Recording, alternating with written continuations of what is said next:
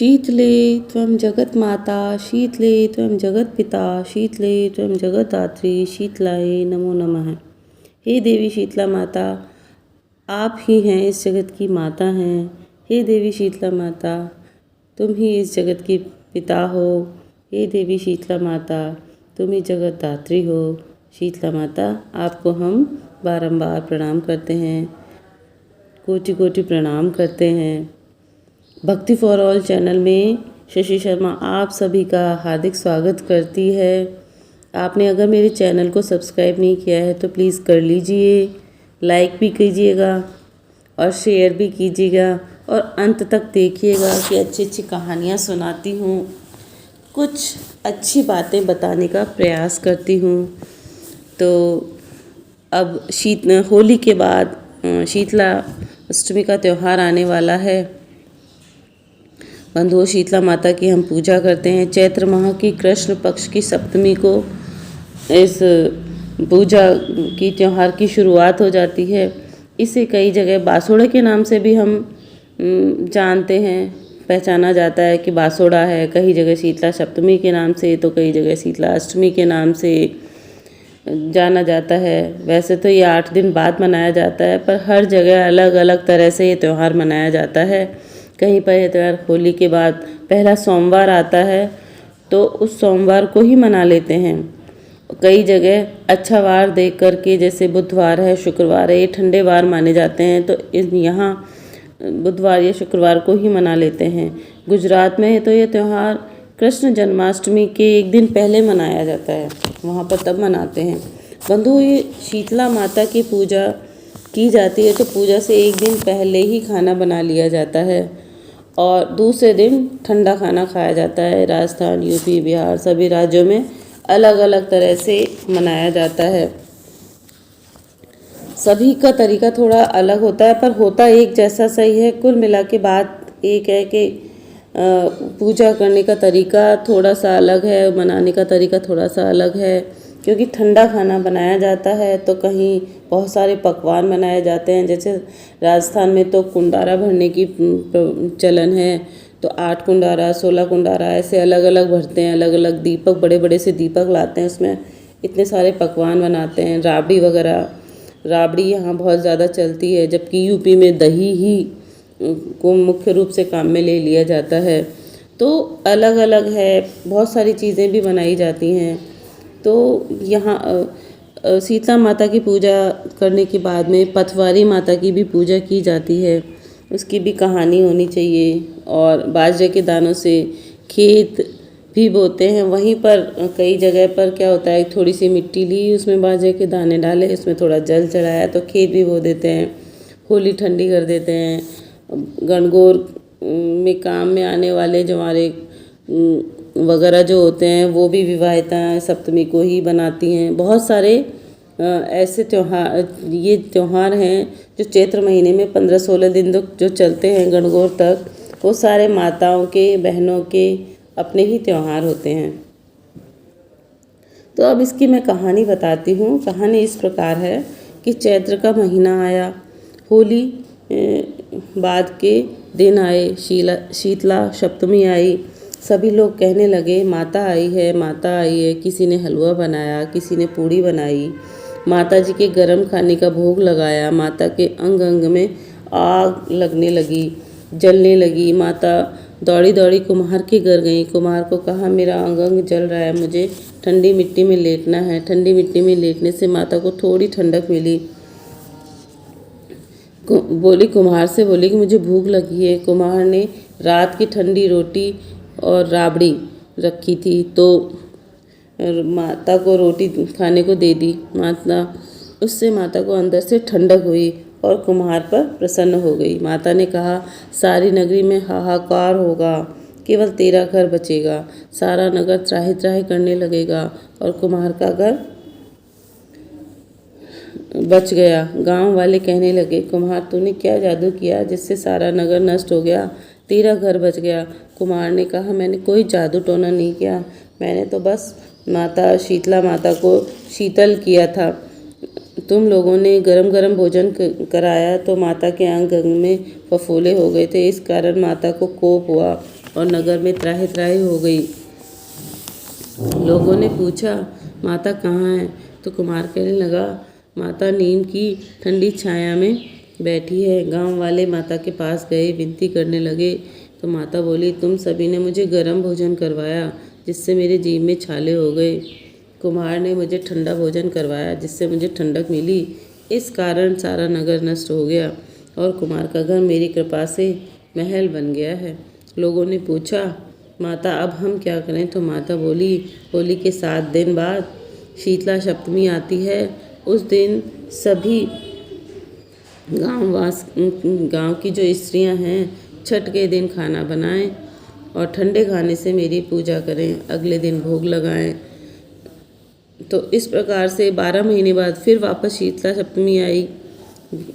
राजा ने सारे नगर में ढिंढोरा पिटवा दिया कि होली के 7 दिन बाद सब शीतला माता का करेंगे, पूजन करेंगे, उनका आगता रखेंगे।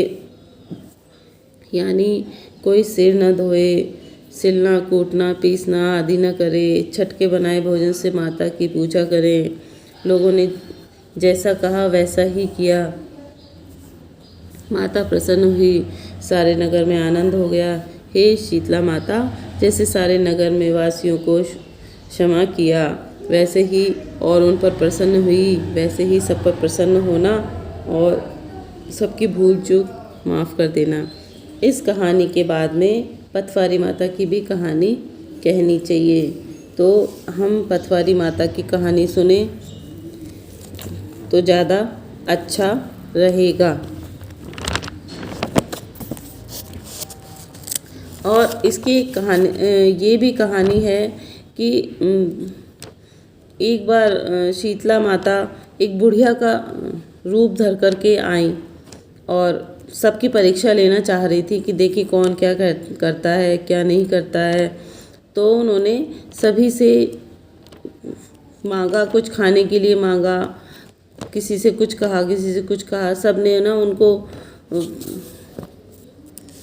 गरम भोजन दे दिया, किसी ने नहीं दिया। तो सब सब पर गुस्सा होती चली गई माता। तो एक कुम्हारी के घर गई तो कुम्हारी के घर में तो कुछ था भी नहीं, ऐसा टूटी फूटी झोंपड़ी थी। तो कुम्हारी ने के घर राबड़ी रखी थी, जो छाछ की जौ की राबड़ी, ज्वार की राबड़ी बनाते हैं, तो वो रखी थी। तो ठंडी रोटी और राबड़ी दे दी। माता को बड़ी अच्छी लगी, उनको एकदम ठंडक मिली। फिर उन्होंने कहा कि मेरी थोड़ी जुएँ हो गई हैं, तो क्या मेरे देख दोगी? तो कुम्हारी ने कहा कि चलो माता, आप बुज़ुर्ग हो, मैं देख देती हूँ। उनकी सेवा करने लगी, कंघी वंगी करके जुएँ वगैरह देखने लगी। तो देखती है पीछे से एक आँख है, तो वो तो डर गई कि ये तो कोई जादूगरनी दिखती है। कुम्हारी उठ के पीछे सरकने लगी। तो माता ने कहा, सर को मत बेटी, मैं तो शीतला माता हूँ, मैं तो यहाँ बस सबकी परीक्षा लेने आई थी। अब देखना, इस नगर में सारे में आग लगेगी लेकिन तेरा घर बच जाएगा, क्योंकि मैं तेरी सेवा से प्रसन्न हूँ। इस तरीके से जब नगर में आग लगी तो कुम्हार का घर बच गया और कुम्हार पर बहुत प्रसन्न हुई।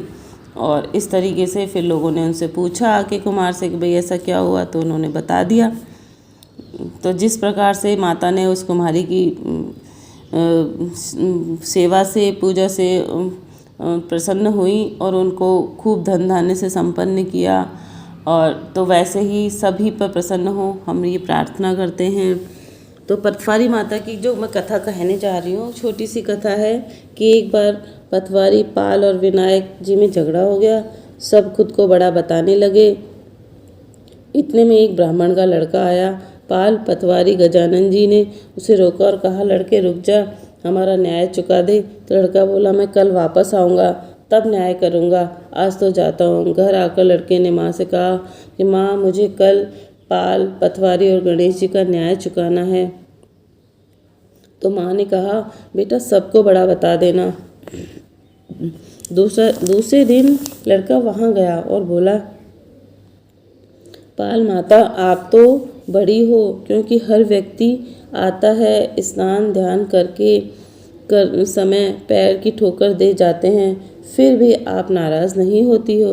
और पथवारी माता, आप भी तो बड़ी हो, क्योंकि आदमी कितना भी तीर्थ कर ले, धर्म ध्यान कर ले, आने पर आपकी पूजा किए बिना उसका कार्य पूर्ण नहीं होता, इसलिए आप बहुत बड़ी हो। तो फिर अब विनायक जी से लड़का बोला कि आप तो बड़े ही हैं, क्योंकि सब देवों को मना लो, पर आपको ध्याए बिना तो कोई काम सिद्ध होता ही नहीं है, इसलिए आप बड़े हैं। पाल पतवारी विनायक जी प्रसन्न हो गए, बोले लड़के तूने तो हम सबको बड़ा कर दिया। और उनके आशीर्वाद तथा थोड़े से जौ के दाने अंगूछे में डाल दिए। लड़का सोचने लगा ये तो घाटे का सौदा हो गया, सारा दिन खराब करके न्याय चुकाया और इतने से जौ मिले हैं। खिन्न मन से घर आकर जौ एक कोने में डाल दिए और अंगोछा रख दिया। माँ अंगोछा समेटने लगी तो झटकते समय उसमें हीरे मोती बिखर गए और वो चमकने लगे। तो माँ बोली बेटा न्याय चुका के क्या लाया? लड़का बोला माँ कोने में जौ पड़े हैं, देख ले। माँ वहाँ गई तो देखे हीरे मोती की ढेरी जगमगा रही थी। अब तो माँ की खुशी का ठिकाना ना रहा। माँ ने बेटे को बुलाकर कहा बेटा आज तो पतवारी माता, विनायक जी सब हम पर टूटे हैं, सब ने हम पे बहुत प्रसन्न हुए हैं। माँ बेटे बहुत प्रसन्न हो गए। पाल पतवारी माता और विनायक जी जैसे ब्राह्मण के लड़के को टूटे, मतलब उन पे बहुत कृपा करी, टूटने का मतलब कृपा करी, तो वैसे ही सब पर कृपा करना, सब पर टूटना। कहानी कह रही हूँ मैं, आपको सुना रही हूँ, तो मुझे भी हे पतवारी माता कृपा करना। जो सुन रहे हैं पूरा वीडियो जिन्होंने सुना है उन पर भी बहुत बहुत कृपा करना। और जो ध्यान दे रहे हैं इस पे कहते हैं कि हुंकारा भरना। तो पहले कहानी सुनाते थे हमारे बड़े बुजुर्ग, तब हम पीछे से करते रहते थे। उन पर भी कृपा करना, तो सब पर कृपा करना, सुख समृद्धि देना, धन धान्य देना। हे पतवारी माता सब पर कृपा करना। राधे राधे जी।